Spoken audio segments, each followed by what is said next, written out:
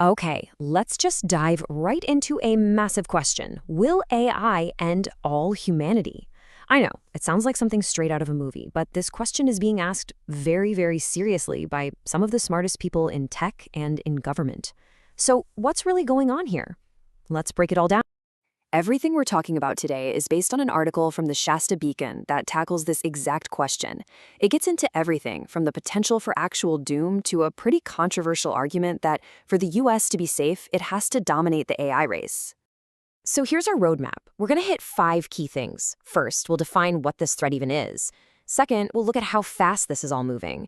Then we'll get into the messiness of trying to regulate it. Fourth, the global race for AI. And finally, we'll look at the article's big conclusion, the need for dominance. All right, so first things first. When we talk about AI being an existential threat, what are we actually talking about? Let's make sure we're all on the same page. Yeah, the biggest fear, the one that gets all the headlines, is that the next leap in AI could literally wipe us out. And as dramatic as that sounds, it really captures this deep anxiety we have about a technology that is moving into completely uncharted territory. But to really get that fear, we need to understand the difference between two key ideas.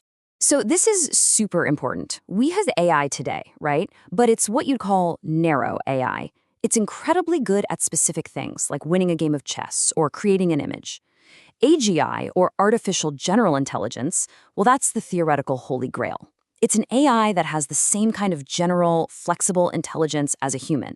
It can learn and reason about anything. And the source suggests that with things like fully self-driving cars, we're already getting pretty close to that kind of general smarts. And here's where it gets a little scary. There's this concept called an intelligence explosion. Just imagine an AGI gets smart enough to start rewriting its own code to make itself smarter. And in that smarter version, does it again and again, faster and faster. It's a runaway chain reaction that could create something so intelligent we couldn't possibly understand or control it. Humanity would be left in the dust. And look, this is not just some fringe theory. The article points out that you have major figures like Elon Musk who've been ringing this alarm bell for years, saying that AI is a fundamental risk to civilization as we know it. So, how did we even get here? And where is this train heading? Well, the article maps out a path to AGI that is moving at a truly breathtaking speed. For decades, progress in AI came in fits and starts. They even had these periods called AI winters, where funding dried up and not much happened. Then the 2010s hit with the deep learning revolution, and boom. In the 2020s, generative AI just exploded onto the scene. All of a sudden, people aren't predicting AGI in 50 years. Some are saying it could be here as early as 2026. The path isn't a straight line, it's a rocket ship. And it's not just one person making these bold predictions. The article highlights how a lot of the top minds in the industry are starting to converge on these really short timelines. You've got Musk betting on 2026, the CEO of Anthropic thinks AI will be smarter than most humans in just a couple of years, and Sam Altman at OpenAI, he's already thinking past AGI to superintelligence. Even when you look at broader expert surveys, there's a 50-50 chance it'll happen sometime in the 2030s. That is not far away. So, the bottom line here, according to the source, is that this is happening. The momentum is just too great. Between the money, the global competition, and the scientific breakthroughs, the idea of just pausing development is pretty much off the table. The genie is out, and now we've got to figure out what to do. Which, of course, brings us to the next massive problem. If you can't stop it, can you at least control it? Can you regulate it? Well, this is where things get really, really tricky, because the article argues that even smart regulations can be a very slippery slope. The article brings up some real-world examples. Like, you start with a seemingly rational idea like predictive policing to stop crime, but that can easily slide into biased surveillance of certain communities. Or you try to put rules on autonomous weapons, but what happens when they escalate a conflict beyond human control? You see it everywhere. Good intentions can accidentally lead to overreach and stifle the very progress you need. And this whole debate puts the companies building this tech right in the crossfire.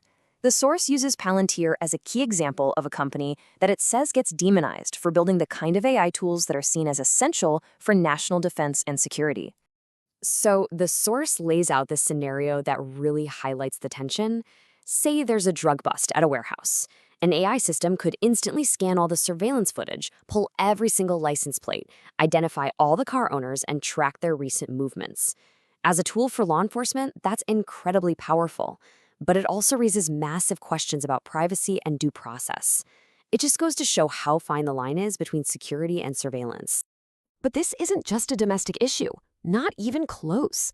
The race to build AGI has gone global, and it has turned into a high-stakes battlefield, primarily between the United States and China. And the article doesn't mince words about this. It flat out calls it a new Cold War. This isn't just about which country has the better economy. It's about who controls the most powerful technology in history.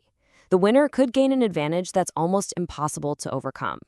So let's look at the matchup. According to the source, the US currently has the edge in creating the big, foundational AI models and doing the cutting-edge research. On the other side, China is a master at actually applying AI in its industries and is moving incredibly fast to close the research gap.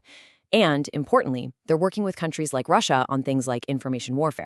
Okay, so you take this unstoppable technology, you add in the problems with regulation, and you throw it all into a global pressured cooker. The article argues that all of this leads to one very stark conclusion for the United States. And here it is. This is the core argument of the article, that in a world where AGI is coming no matter what, the only way to protect yourself from another country using it against you is to make sure you are the undisputed leader.